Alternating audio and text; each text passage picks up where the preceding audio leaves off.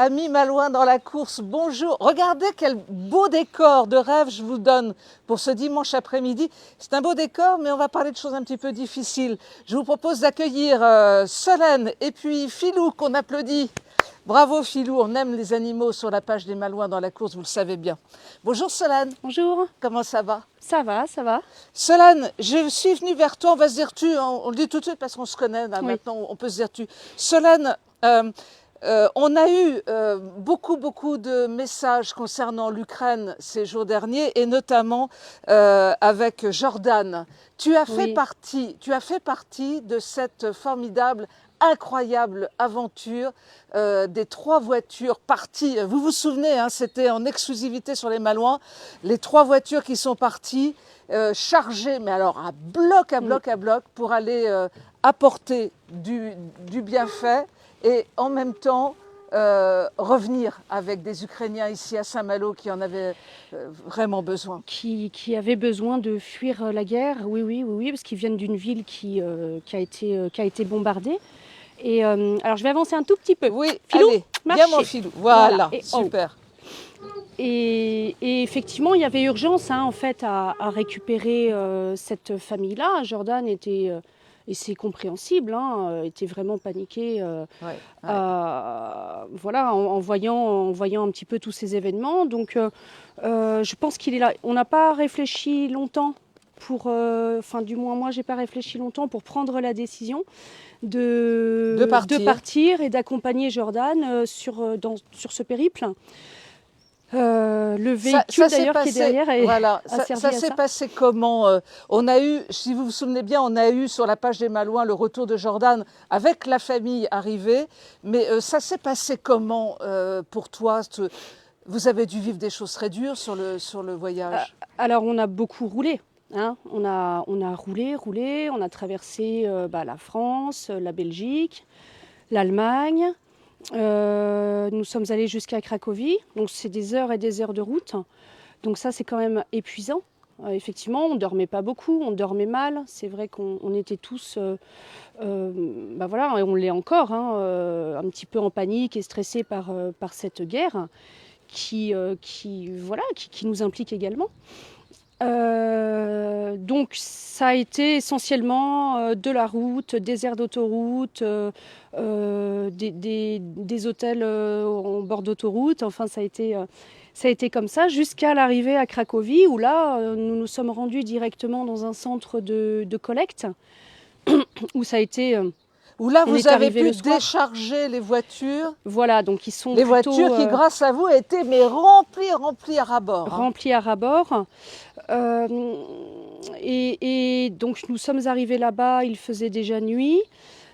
Et c'était un balai incessant en fait de jeunes qui déchargeaient, qui triaient en fait les différentes choses qu'on apportait. Voilà, il y avait des zones pour la nourriture, des zones pour les habits, des zones pour les médicaments.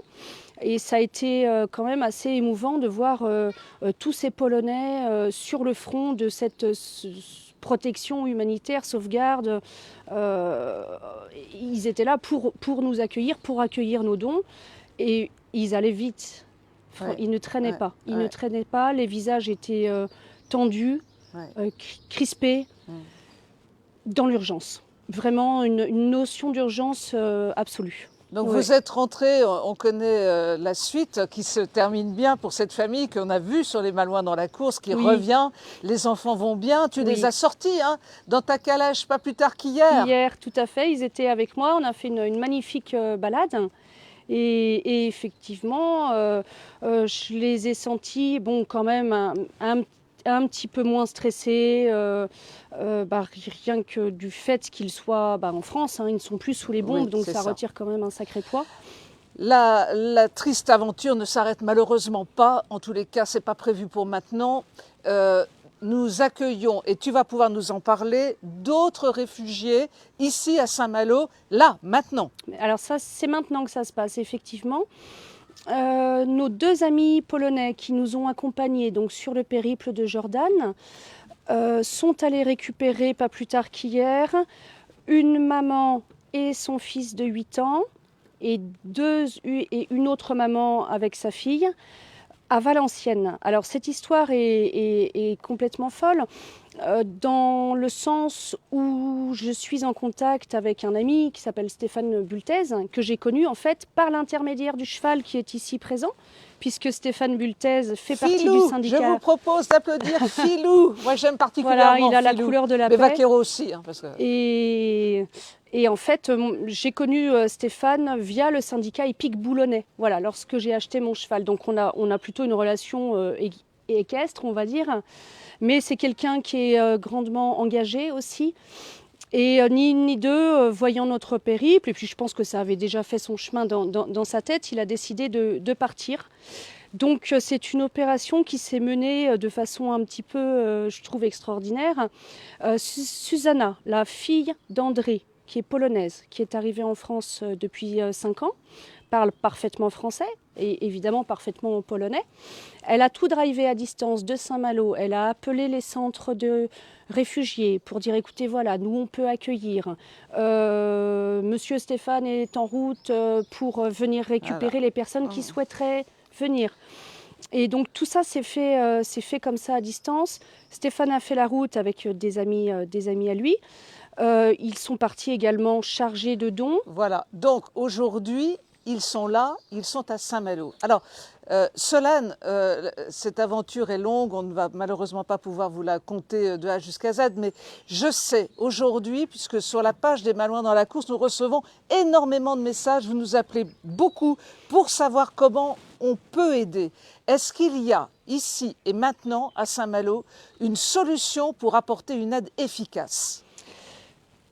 Alors, j'ai cru comprendre qu'un nouveau centre de collecte vient d'être mis en place auprès des sapeurs-pompiers de Saint-Malo.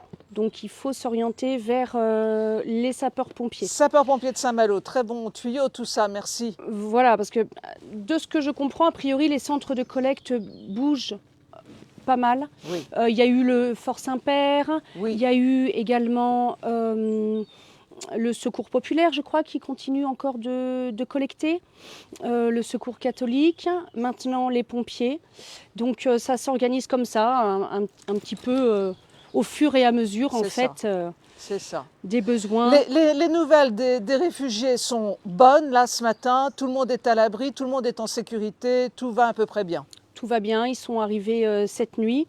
Je file d'ailleurs juste après les voir, hein, les rencontrer. Je sais que ça va. Ils sont en lieu sûr, ils sont accueillis dans une belle maison. Le petit Danil, 8 ans, va être scolarisé assez rapidement. Donc pour l'instant, on peut dire que tout va bien. Oui. Merci beaucoup, merci Solène pour ton engagement. On reviendra te voir cette fois, ce sera plus léger, on parlera des chevaux de la mer et des jolies sorties que tu proposes, les apéros, sorties, les sorties sur la plage, la grande plage de Saint-Malo. On reviendra pour un sujet plus léger, mais vraiment merci beaucoup pour tout ce que tu fais. On te dit rien, on te dit tout, on t'embrasse avec le cœur. Allez, merci, bravo. merci. Au revoir.